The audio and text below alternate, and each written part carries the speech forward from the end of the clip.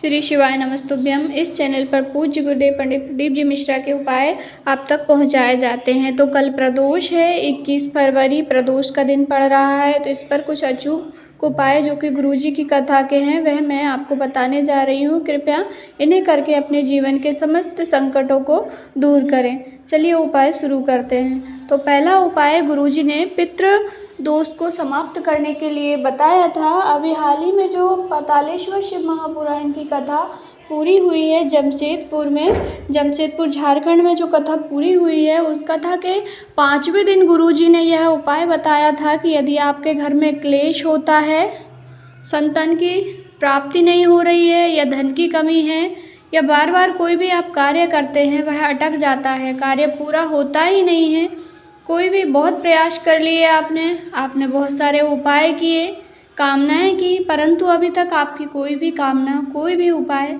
पूरा नहीं हुआ है। तो गुरुजी ने कहा था कि यदि हमारे घर में पितृदोष होता है तो कोई भी कार्य पूरा नहीं होता है।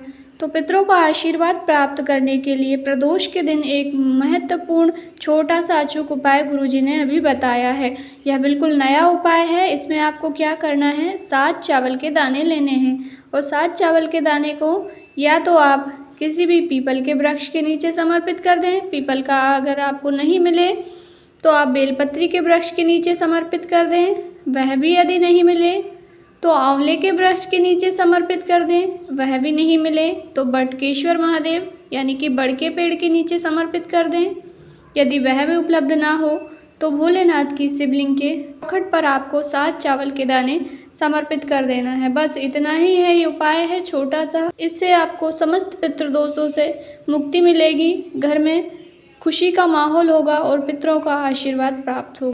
दूसरा उपाय है, गुरुजी ने कहा है यदि आप बहुत दिनों से जल चढ़ा रहे हैं पर आपकी कामना अभी तक बाबा ने नहीं सुनी है तो आप विशेष प्रकार से कामना करें, क्योंकि भोलेनाथ अपने बच्चों की बातें, हर माता पिता अपने बच्चों की बातें सबसे पहले सुनते हैं। तो आपको माता अशोक सुंदरी जो कि भगवान भोलेनाथ की सबसे प्यारी पुत्री है, उनके यहाँ पर अशोक सुंदरी माता का स्थान आपको पता ही होगा शिवलिंग में, आप वीडियो में देख करके समझ सकते हैं।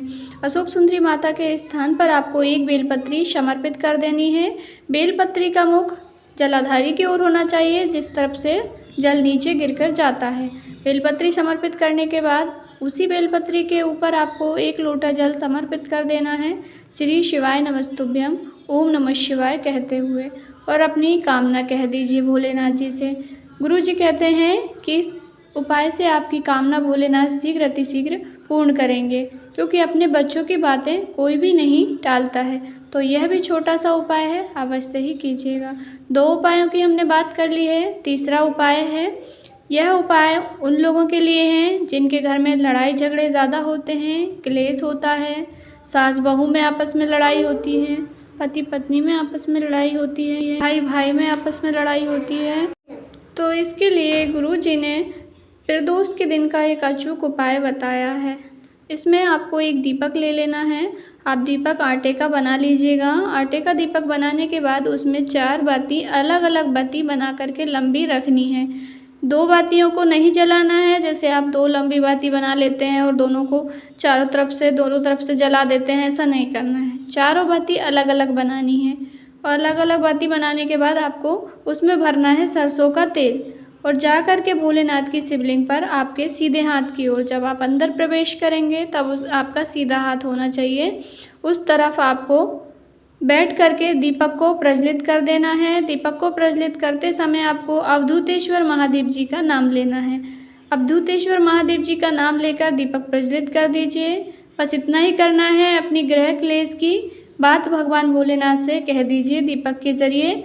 गुरुजी कहते हैं कि यदि इस उपाय को कोई प्रदोष के दिन कर लेता है तो उसके घर में कभी भी गृह क्लेश नहीं होता है।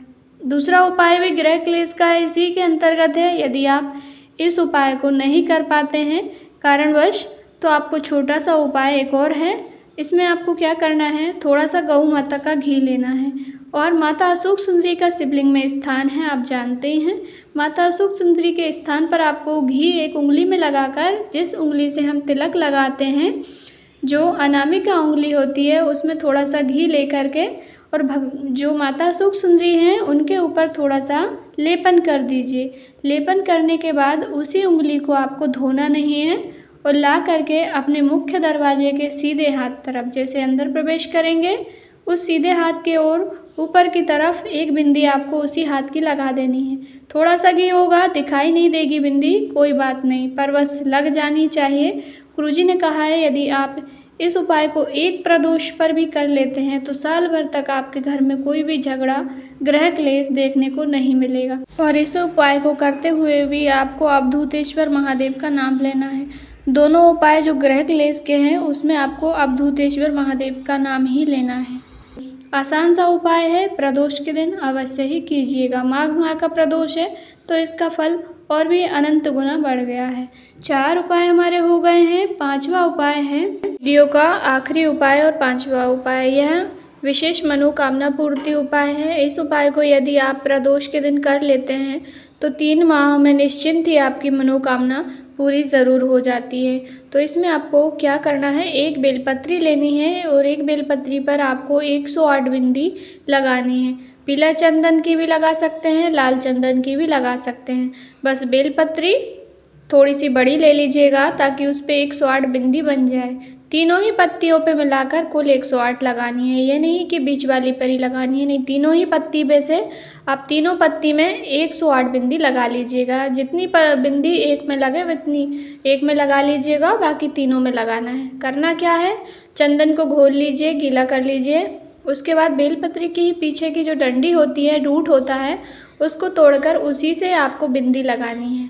बिंदी लगाते समय आपको या तो श्री शिवाय नमस्तुभ्यम, ओम नमः शिवाय, हर हर महादेव कुछ भी बोलना है, पर बोलना एक ही मंत्र है। जैसे आपने पहली बिंदी लगाई, ओम नमः शिवाय बोला, तो आपको 108 बिंदी लगाते समय ओम नमः शिवाय ही बोलना है। अगर आपने श्री शिवाय नमस्तुभ्यम बोला है तो आपको श्री शिवाय नमस्तुभ्यम भी बोलना है। बोल करके पूरी बिंदी जब आपकी 108 लग जाए उसके बाद आप भोलेनाथ जी के मंदिर चले जाइए बेलपत्री को लेकर। फिर इस बेलपत्री को आपको माता अशोक सुंदरी के स्थान पर स्पर्श कराना है, चढ़ाना नहीं है, आपको स्पर्श कराना है। स्पर्श कराते समय आप श्री शिवाय नमस्तुभ्यम, ओम नमः शिवाय कुछ भी बोल सकते हैं। फिर शिवलिंग में जो माता पार्वती का कटी भाग होता है, हस्तकमल, वहाँ पर भी आपको स्पर्श करानी है। और अंत में भोलेनाथ जी की शिवलिंग पर समर्पित कर दीजिए श्री शिवाय नमस्तुभ्यम बोलते हुए।